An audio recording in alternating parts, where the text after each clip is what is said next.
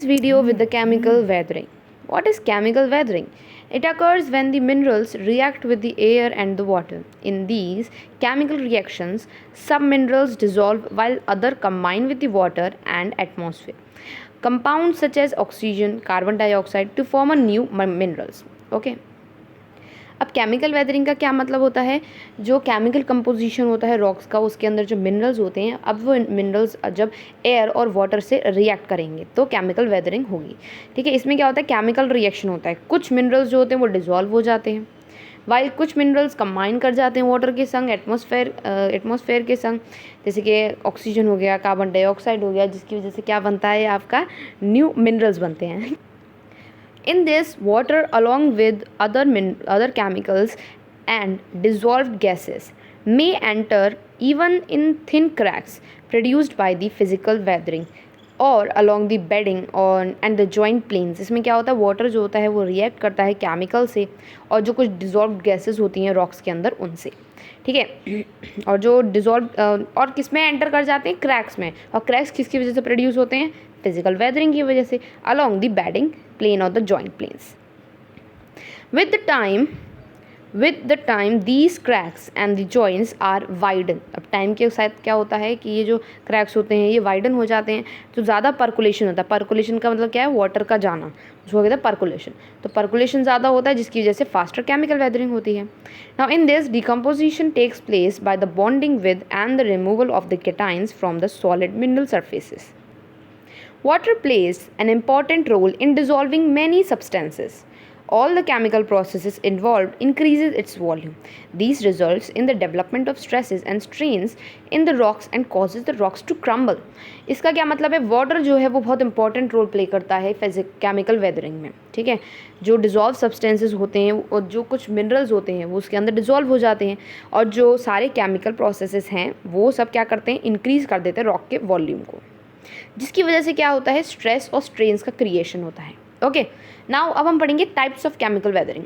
इसके अंदर आपके टोटल 3 टाइप्स आते हैं, 4 टाइप्स हैं, which is dissolution, carbonation, oxidation and hydration.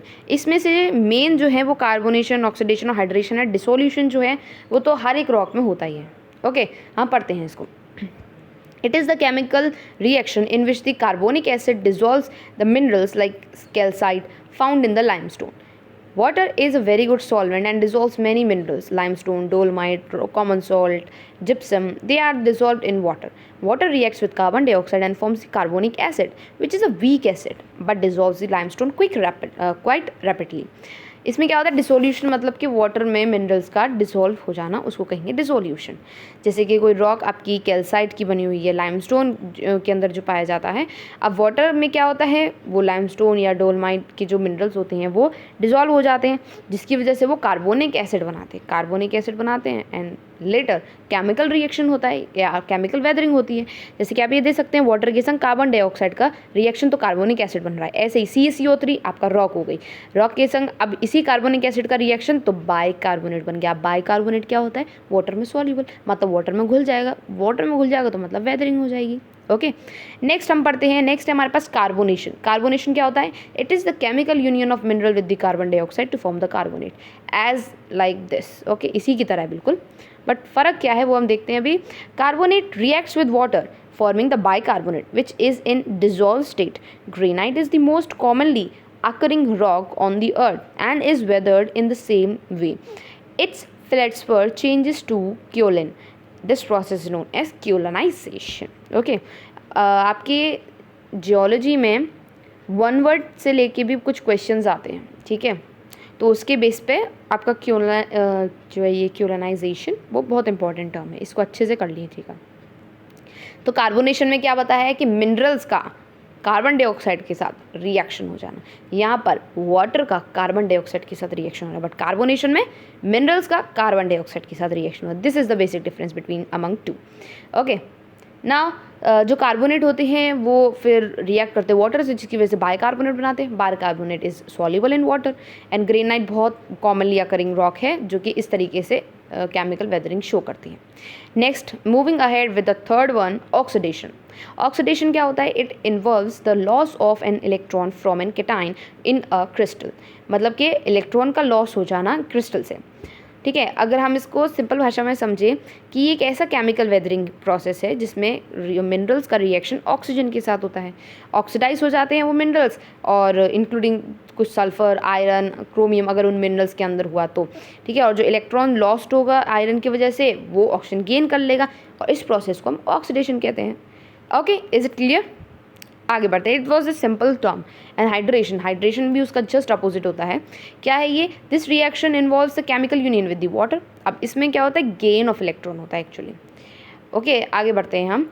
इसमें ये आपका, जैसे कि आपका एग्जाम्पल दे रखा है CaSO2। अब इसको आप ट्वाइस ऑफ H2O से जब रिएक्ट होगा तो क्या बन जाएगा? CaSO4.H2O। ठीक है, सो दिस इज हाइड्रेशन। नाम से समझ में आ रहा है, chemical union with water, oxidation chemical union with oxygen, carbonation chemical union with carbon dioxide, and dissolution थोड़ा सा आपको समझना पड़ेगा क्या है इसमें। वाटर रिएक्ट करता है कार्बन डाइऑक्साइड के साथ जिससे बनाता है कार्बोनिक एसिड, फिर वो कार्बोनिक एसिड आपके मिनरल्स के संग रिएक्ट करता है, एंड देन बाइकार्बोनेट्स बनाता है विच आर सॉल्युबल। अब कुछ important terms. Exfoliation. Exfoliation is the process of flaking or stripping of rock body, which occurs mainly due to physical mechanical weathering and is a product when concentric folia are developed। ये मैंने आपको पहले भी explain किया है पिछली video में कि एक्सफोलिएशन आपका एक फिजिकल वेदरिंग प्रोसेस होता है। इसमें क्या होता है? रॉक सरफेस का या रॉक बॉडी का फ्लैकिंग या फिर स्ट्रिपिंग होना, ठीक है, due to the physical processes, और उसकी वजह से क्या होता है? आपका जो कॉन्सेंट्रिक फोलिया है वो डेवलप होता है। अब हम आगे आने वाली वीडियो में बायोलॉजिकल वेदरिंग पढ़ेंगे। ये इतना ज़्यादा लंबा नहीं है, ठीक है, and is not so important. जो बहुत ज़्यादा इंपॉर्टेंट है वो फिजिकल और केमिकल वेदरिंग है, ठीक है, बट फिर भी हम इसको करेंगे, कुछ भी आ सकता है आपके एग्जाम्स में, इसलिए। So this is all for today's video. Thank you for watching this video.